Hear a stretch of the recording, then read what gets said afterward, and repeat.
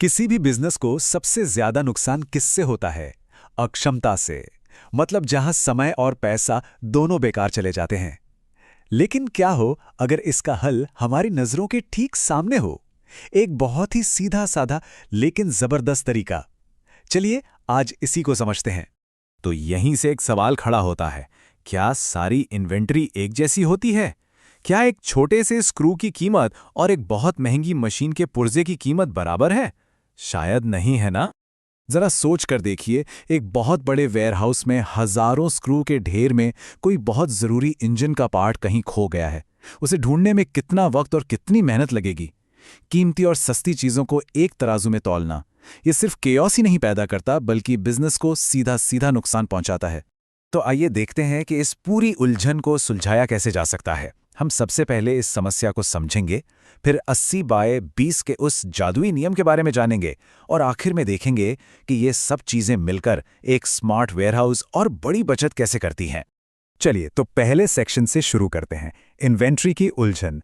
मतलब हम इस बात की तह तक जाएंगे कि हर चीज को एक जैसा मानने की जो आदत है वो बिजनेस के लिए कितनी महंगी साबित हो रही है। और पता है, इस उलझन का हल भी कोई बहुत मुश्किल नहीं है। ये है परेटो सिद्धांत, जिसे हम आमतौर पर 80-20 रूल के नाम से जानते हैं। ये एक बहुत ही सिंपल सा नियम है जो कहता है कि हमारे 80% नतीजे सिर्फ 20% कोशिशों से ही मिल जाते हैं। इसे ऐसे समझिए, आपकी पूरी इन्वेंट्री का बस एक छोटा सा हिस्सा, मान लीजिए सिर्फ 20% आइटम्स, उनकी कुल कीमत का लगभग 80% हिस्सा होते हैं। है ना एक कमाल का इम्बैलेंस? मतलब ज्यादातर माल की कीमत तो कुछ ही चीजों में छुपी होती है। तो चलिए अब आगे बढ़ते हैं और देखते हैं कि यह सब काम कैसे करता है। इस परेटो सिद्धांत को असलियत में लागू करने के लिए जो टूल इस्तेमाल होता है उसका नाम है एबीसी एनालिसिस। जी हाँ, यही वो तरीका है जो 80-20 रूल को एक्शन में लाता है। अब ये एबीसी एनालिसिस है क्या? अगर आसान भाषा में कहूं तो ये बस चीजों को उनकी अहमियत के हिसाब से तरतीब देने का एक स्मार्ट सिस्टम है। ये हमें बताता है कि किस चीज पर हमें सबसे ज्यादा ध्यान देना है और किस पर थोड़ा कम। तो एबीसी एनालिसिस करता क्या है? ये पूरी इन्वेंट्री को 3 ग्रुप्स में बांट देता है और इन्हें आसानी से याद रखने के लिए हम इन्हें कह सकते हैं वीआईपीज, रेगुलर्स और भीड़। और ये जो बंटवारा है ना, ये सच में आंखें खोल देता है। जरा देखिए, कैटेगरी ए के आइटम्स जो गिनती में सिर्फ 10 से 20% हैं, वो पूरी इन्वेंट्री की कीमत का 70 से 80% हिस्सा रखते हैं। और वहीं दूसरी तरफ कैटेगरी सी के आइटम्स जो गिनती में 50 से 70% तक हैं, उनकी कीमत बस 5 से 10% है। कैटेगरी ए यानी हमारे वीआईपीज, ये हैं हमारी इन्वेंट्री के हीरे जवाहरात। इनकी कीमत बहुत ज्यादा होती है, इसीलिए इन पर 24 घंटे नजर रखनी पड़ती है। इनकी गिनती बार बार होती है ताकि ये कभी भी कम ना पड़ें।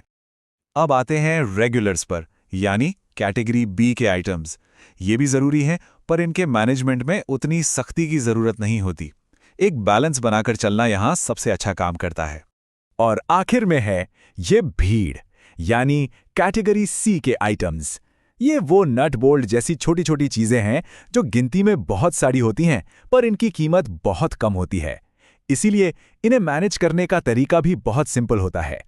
ठीक है, तो थ्योरी तो समझ आ गई, पर सवाल ये है कि इसे असल में करते कैसे हैं। तो चलिए अब ये देखते हैं कि इस एनालिसिस को एक्शन में कैसे बदला जाता है। देखिए, ये सुनने में भले ही थोड़ा मुश्किल लगे, पर असल में ये सिर्फ 5 बहुत ही सीधे साधे स्टेप्स हैं। पहला, अपनी सारी इन्वेंट्री की एक लिस्ट बना लीजिए। दूसरा, हर आइटम की सालाना खपत को उसकी लागत से गुणा करके उसका कुल मूल्य निकालिए। तीसरा, उन्हें मूल्य के हिसाब से घटते क्रम में लगा दीजिए, सबसे कीमती वाला सबसे ऊपर। चौथा, हर आइटम का कुल मूल्य में कितना % हिस्सा है ये पता कीजिए। और बस आखिर में उन परसेंटेजेस के आधार पर उन्हें ए, बी या सी ग्रुप में बांट दीजिए। अच्छा, तो इस पूरी मेहनत का आखिर फायदा क्या होता है? फायदा है एक ऐसा वेयरहाउस जो पूरी तरह से व्यवस्थित है, कुशल है और किफायती है, जहां हर चीज अपनी सही जगह पर है और बर्बादी ना के बराबर।